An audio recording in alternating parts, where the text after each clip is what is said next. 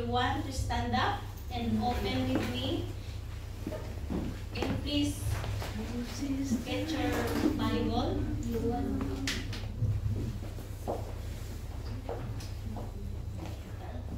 In Matthew 6:1. Matthew 6:1. I will read in New Living Translation. Watch out! Don't do your good deeds publicly to be admired by others, for you lose the reward from your Father in heaven. Amen. This is the word of the Lord this morning. Hallelujah. Tayo manalangin. Yes, Heavenly Father, we are here again, Father God, to glorify your name, to magnify your name, to lift up the name of your Son, Jesus Christ, in our midst. Hallelujah.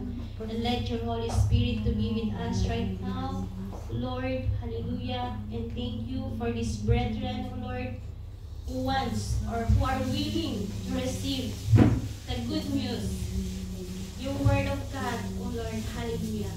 Pagpalain mo nawa ang bawat isa sa amin sa umaga nito, Panginoon, na ikaw ang patuloy na saliksikin nila, O Father God, yung presensya mo, yung kalwalhatian mo, O Father God, ang patuloy na maitaas sa buhay ng bawat isa. Use me, O Father God, as instruments, Lord, to deliver your words, O God, to enlighten our minds, Lord, through your words, O God. Hallelujah. Salamat po, Panginoon, sa umagang ito, Lord, na alam namin na yung presensya ay nandito sa house of worship na ito, O Father God. At ang iyong banal na espiritu ay kumikilos na right now, Lord. Thank you, Jesus. And through your words, O Lord, ay magkaroon po kami, Panginoon, ng kagalakan.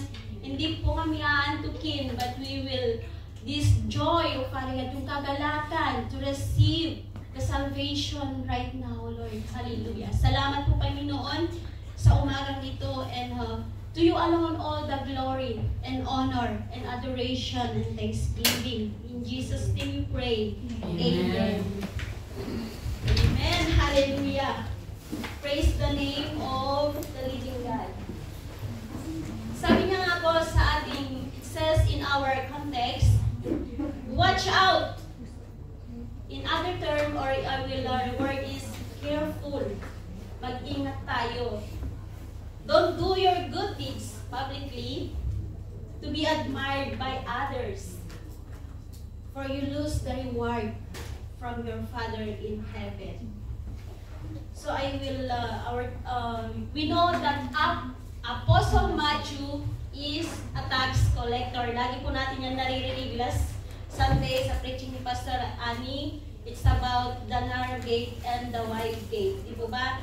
Kung paano tayo lalakad patungo sa Panginoon, or tayo ba ay lalakad doon sa maluwag na daan.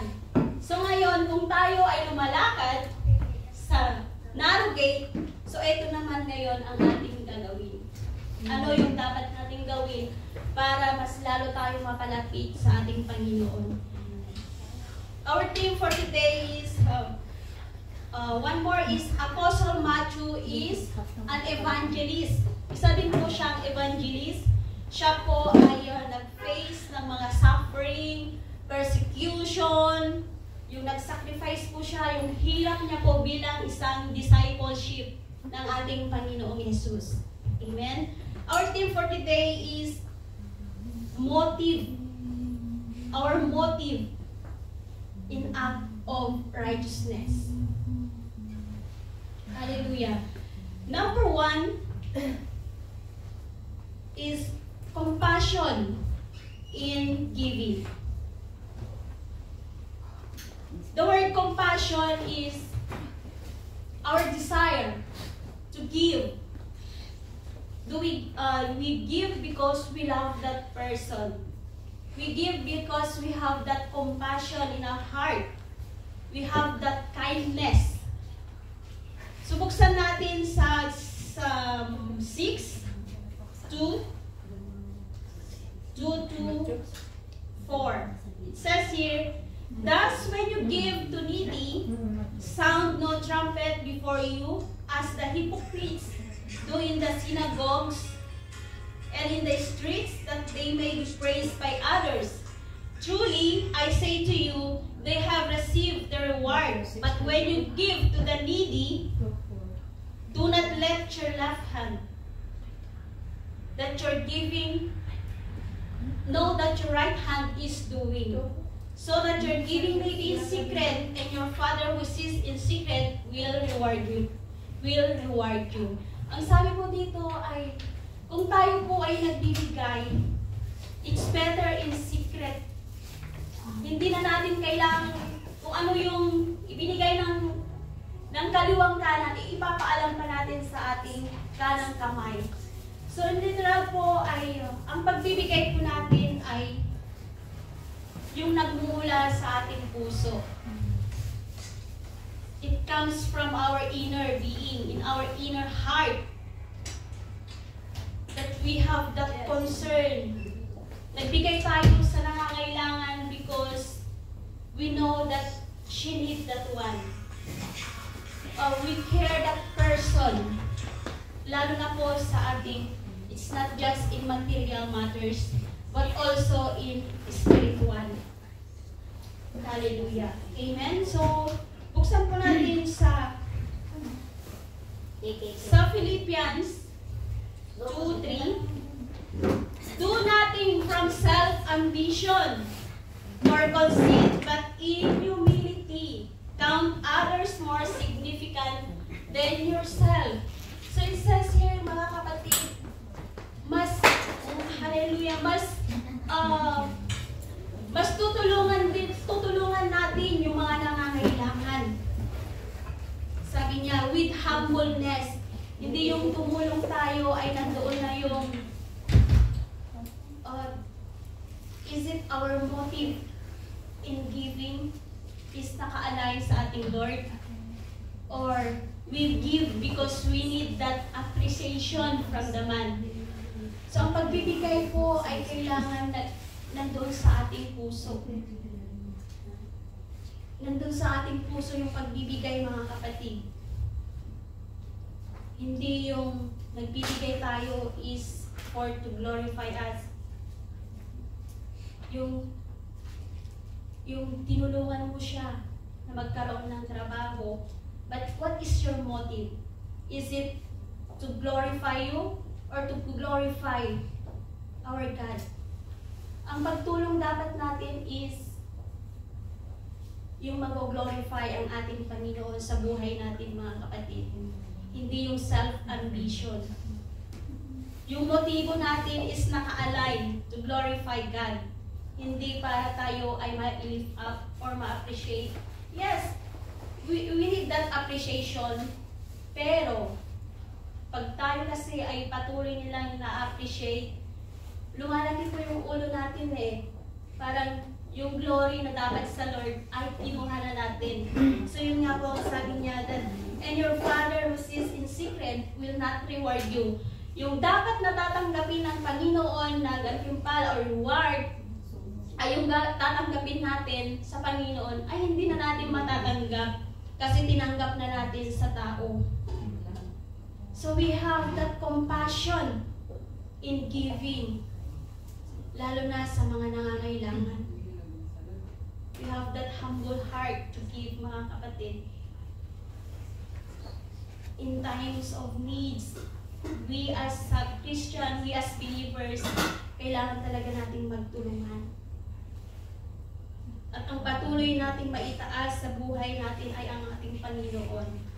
Amen? Huwag po nating kunin yung glory na dapat ay para sa Lord.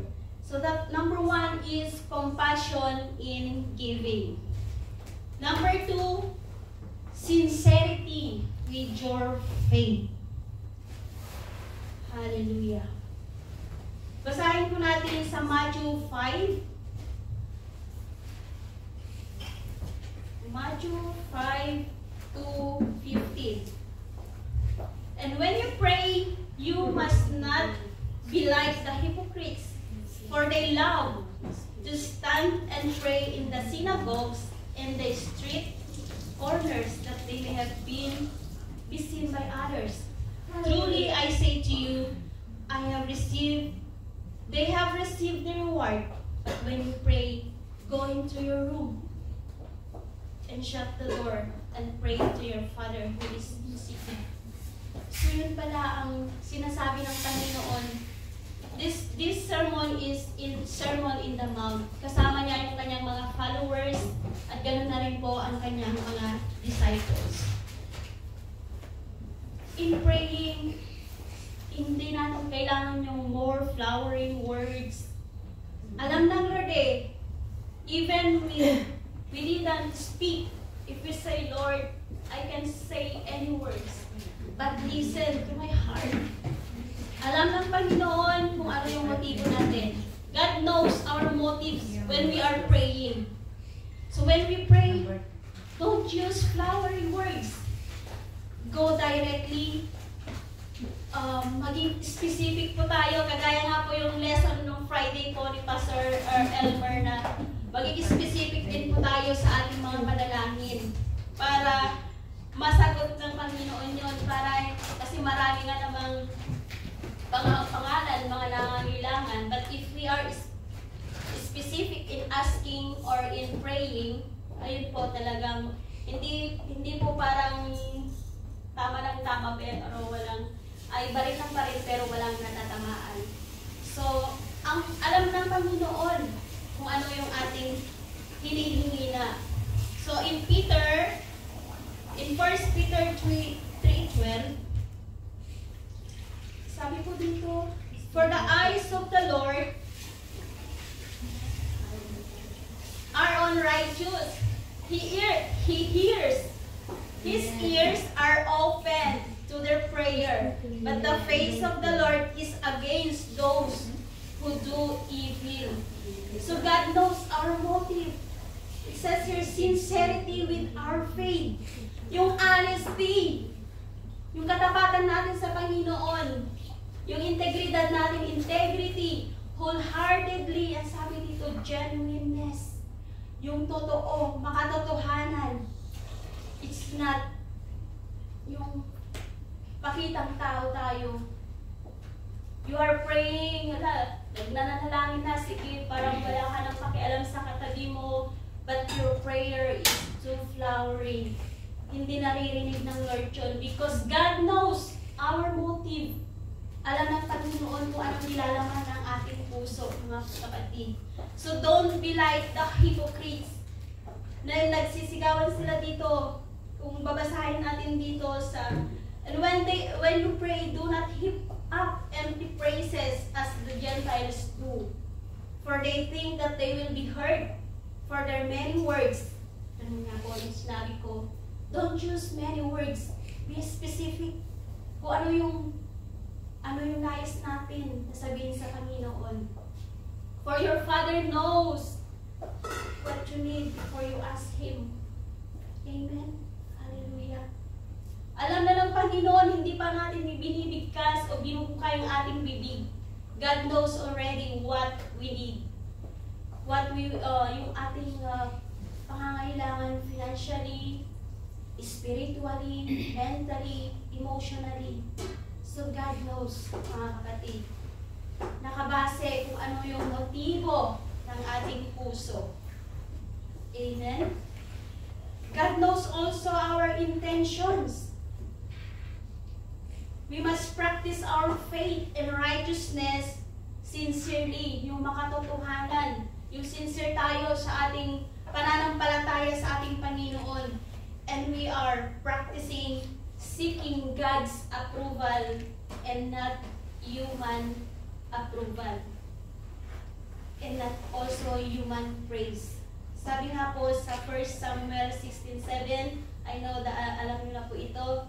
Di po ba si Samuel ay tumingin siya sa looks ng anak ni David, but God looks at the heart. 1 Samuel 16:27. God looks in the heart, but men look in the appearance. So ang Panginoon ay nakatuon sa ating mga puso, mga kapatid.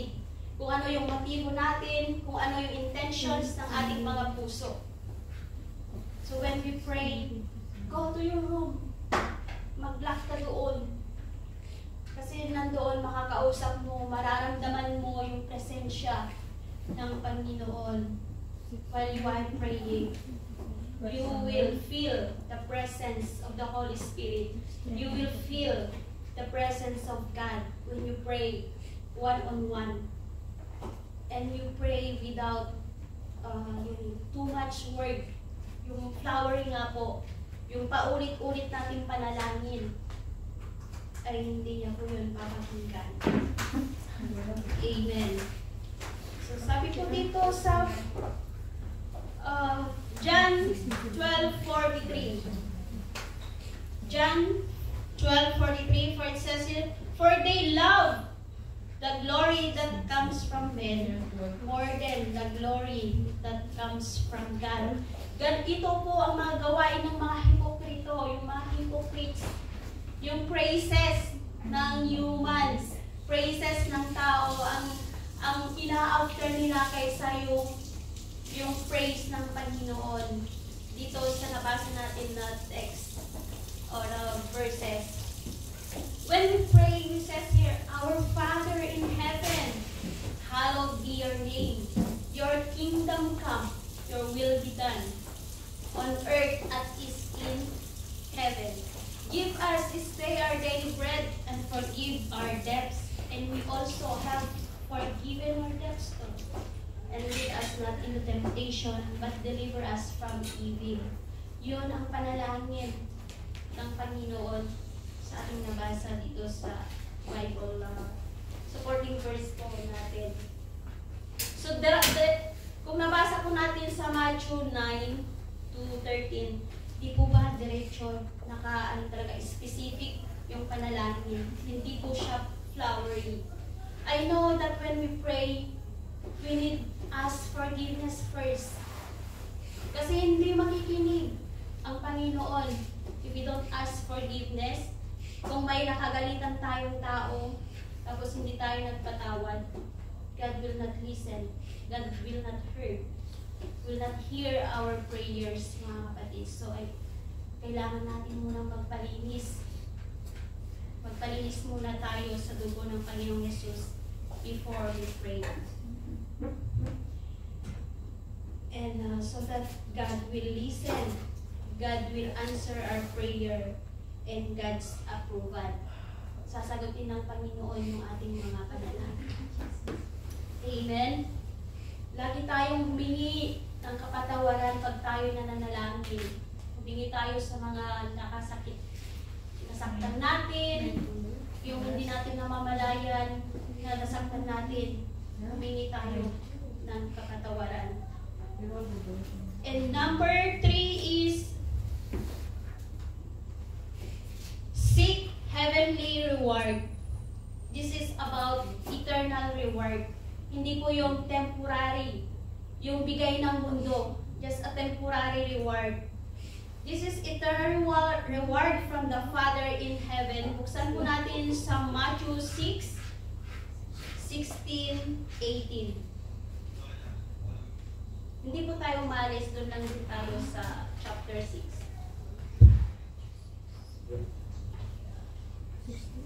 This is about fasting. And when you fast, do not look gloomy like the hypocrites, for they disfigure their faces that their fasting may be seen by others. Truly I say to you, they have received their reward. But when you fast, anoint your head and wash your face, but your fasting may not be seen by others, but by your Father who is in secret, and your Father who sees in secret will reward you. Sinabi dito ng Panginoong Yesus, huwag tayong gumaya sa mga hypocrites na nagfafast sila na again, nandun na naman yung praises ng tao ang kanilang hinahangad kaysa yung praises ng Panginoon. So when we fast, we must rejoice. Makikita dapat yung kagalakan natin, nagfa-fasting hindi yung malungkot po tayo while we are fasting. When we are fasting, nandoon yung glory ng Lord sa buhay ng bawat isa. Nandoon yung kapayapaan natin. At nandoon din po yung pagsama ng banal na Espiritu. A genuine act of righteousness done in secret will be rewarded by God rather than earthly recognition. So ano pong mas pipiliin natin? Yung reward from God or earthly recognition? Reward from God. Amen. So when we fast, nandoon yung we are hunger sa presensya ng Panginoon. Hindi yung nagfafast tayo yung pagkain. Ang iniisip natin, yung gutom na ako, gutom na gutom. While you are, yung gutom ka, makipag-usap tayo sa ating Panginoon. Kahit na you fast for 24 hours or 16 hours. But when you seek God, and the guidance of the Holy Spirit, hindi po natin mararamdaman yung gutom pag tayo ay nagfa-fasting and prayer. Kasama po yun. Fasting and prayer. So, the true reward come from God. Yung tunay na gantimpala ay nagmumula sa Diyos, hindi po dito sa mundo. Kaya kung nakatanggap kayo ng appreciation, wala po yun. Wala po yan dito. True reward come from God and not from human approval. We should focus on pleasing God rather seeking validation or recognition for others. Sabi po dito sa Galatians 1:10, sabi po ni Paul, "For I am now the approval of man or of God? Or am I trying to please man? If I were still trying to please man, I would not be a servant of Christ." So, ang sabi ni Paul dito is, mas hahangarin niya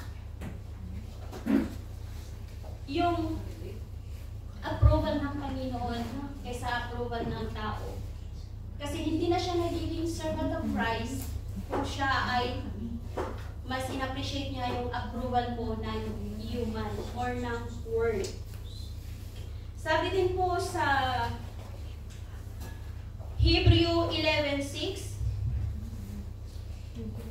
"And without faith, it is impossible to please Him. For whoever would draw near to God must believe that He exists and that He rewards those who seek." Amen. So without faith, it is impossible to please God.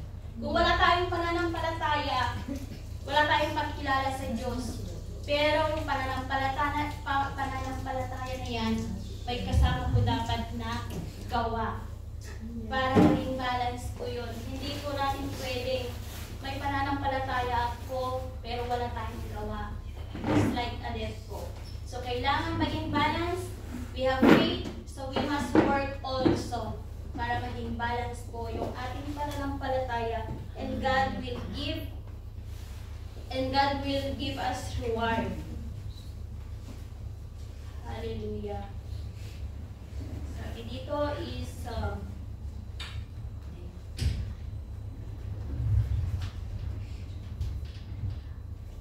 Amen. Hallelujah. So Jesus teaches us the importance, yung kahalagahan ng sincerity natin, yung sinceridad natin na naglilingkod sa Panginoon. Kung tayo ay lumalakad sa narrow gate, ito rin naman ay kailangan nating i-apply sa buhay natin. Yung compassion in giving, sabi niya dito, sincerity with your faith and seek heavenly reward. Jesus teaches us the importance of sincerity on our action, yung ating mga kilos, yung galaw natin, and Jesus also warns against hypocrites, yung mga hipokrito, yung mga pakitang tao. Di po ba? Maraming,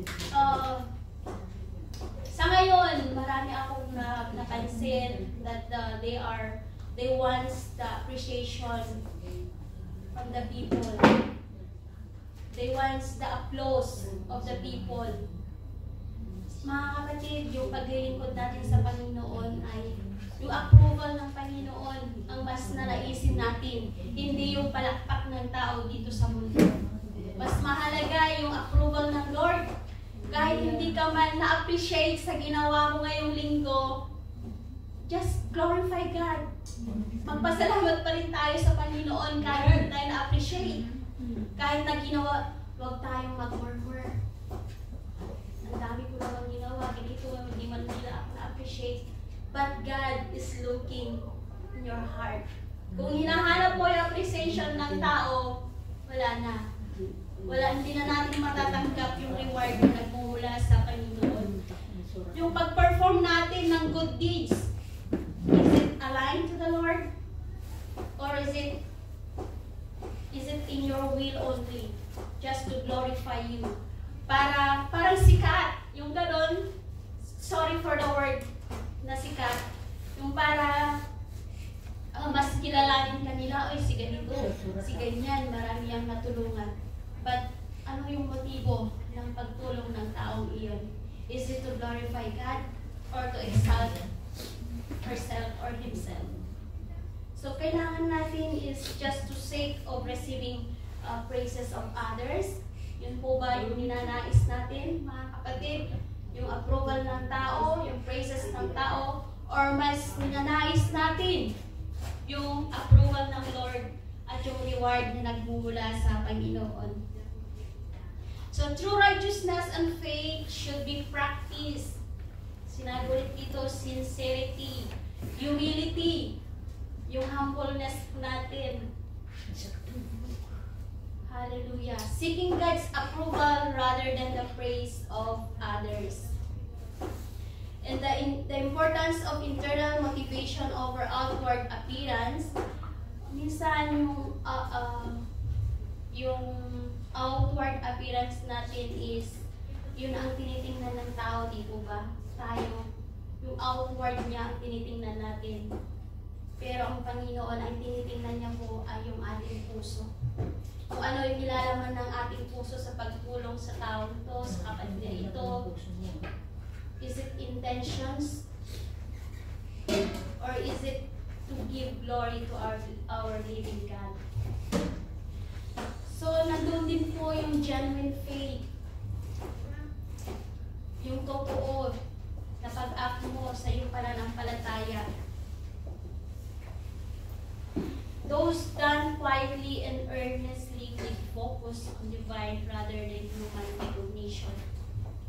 Kaya mas maganda pag ikaw ay nagbigay na walang nakakaalam. Kasi minsan, may nagje-jealous. Bakit siya binigyan mo? Parang ganon, yung illustration niya po. So it's better to give in secret or in private. Para ma-appreciate man ng kapatid na yon, mas ma-appreciate din ng Panginoon ang ating ginawa. So, one more thing is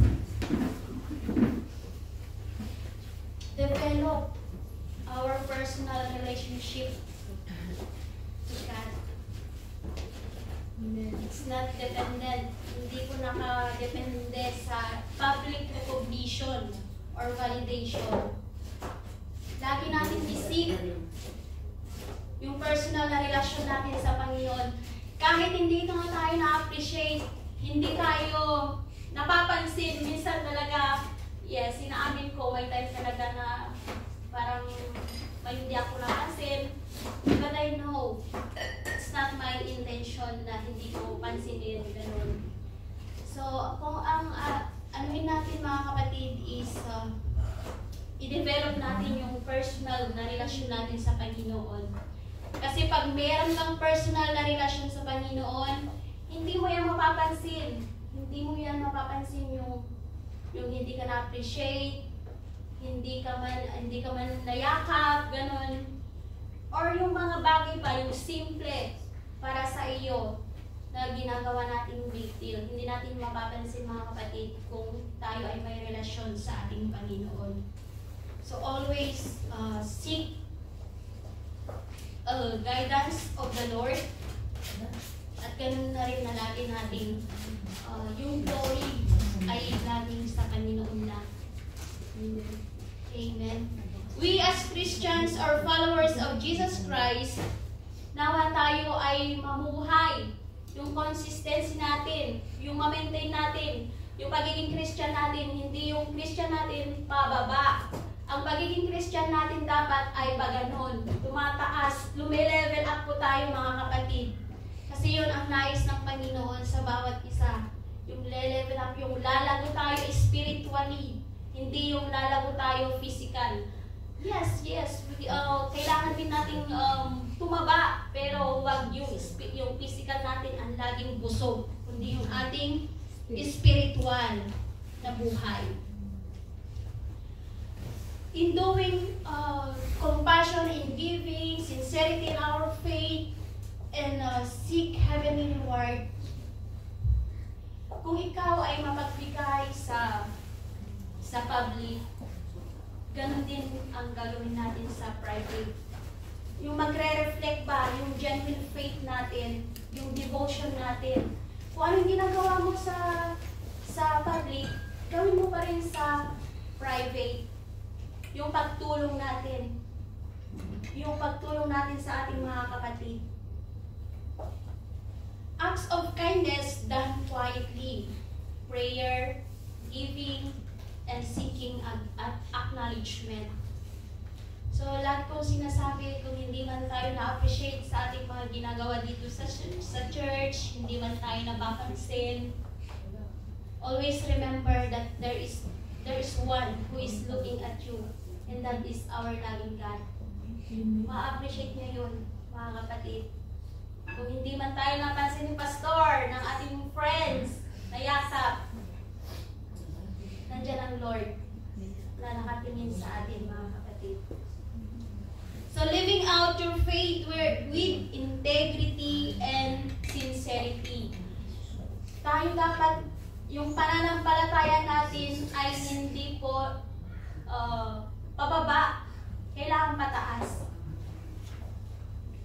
Kasi kung hindi rin pwede yung stagnant, kasi hindi tayo Kristiyano na lagi kong naririnig, kundi tayo ay mag-grow dapat sa presensya ng ating Panginoon. Nandun yung ating sincerity, yung tunay, yung ating paglilingkod sa ating Panginoon. Ano niyo po ako, nasasundan niyo po ako. So ano po yung motibo natin? What is our motive?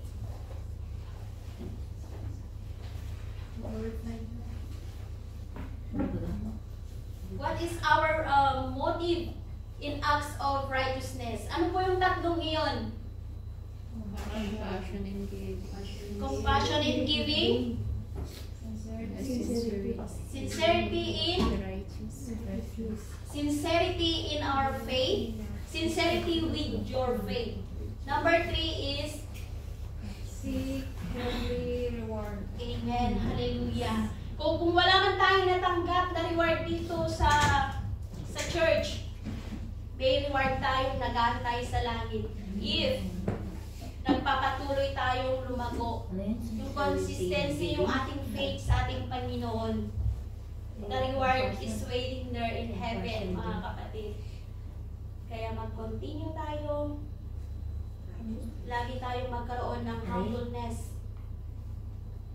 Wag natin ugaliin yung tayo ay nagpapakitang tao lang.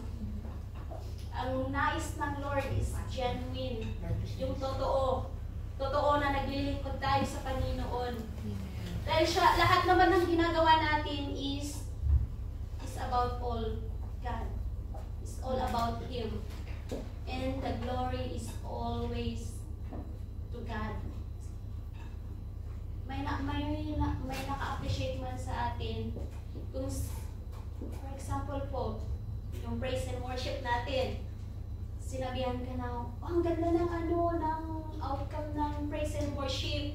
Nakaka-bless. If you say thank you, tinanggap mo na yung reward. We must say, glory to God. Yun po ang lagi nating bibigkasin. Kahit yung ito, yung sipag-sipag mo. Yes, always give the glory to God. Kasi pag tinanggap na natin dito yung reward, ano pang tatanggapin natin sa langit? Lahat ng ating, pag tayo ay na-appreciate sa lahat ng bagay, always say, glory to God. Hindi yung thank you. Ayun, ni-receive na natin yung reward. Glory to God. You always say, glory to God. Kasi sa Kanya talaga ang lahat ng papuri. Kasi tayo po ay Kanyang nilikha. Ginamit naman niya tayo. So, the glory is always to our God. Amen po? So, ngayon, alam na natin ang isasagot natin pag na-appreciate nila tayo. Yung, wow, ganda mo, Pastora Ami. Sinabi ni Pastora Ami, thank you. Wala na yung Glory and thank you to God. yes. Thank you. Amen. Glory to God. So, ganun po ang ng Panginoon. Huwag natin kunin yung glory na dapat sa Panginoon, mga kapatid. Always give the glory to our living God. Amen? Hallelujah. Nawa mga kapatid ay hindi lang natin narinig yung salita ng Panginoon sa umagang ito, kundi starting today, isa pang buhay natin. Ika nga na walk the talk. Kung ano yung nabasa natin, ilakad natin. Kung ano yung narinig natin na mabuti lang po ha, i-apply natin sa ating buhay. Kasi hindi lahat ng naririnig natin ay ikakabuti natin. So maging wise din po tayo sa ating naririnig para hindi po mag-create yun ng alam na po natin. So yun, compassion in giving, sincerity with your faith, and seek heavenly reward. So, antayin natin yung reward na magmumula sa langit. Darating ang panahon na tayo ay muli magkita-kita doon sa langit at magpupuri sa ating Panginoon na buhay. Amen po? So, God bless everyone, and may I call the music? Steadfast love.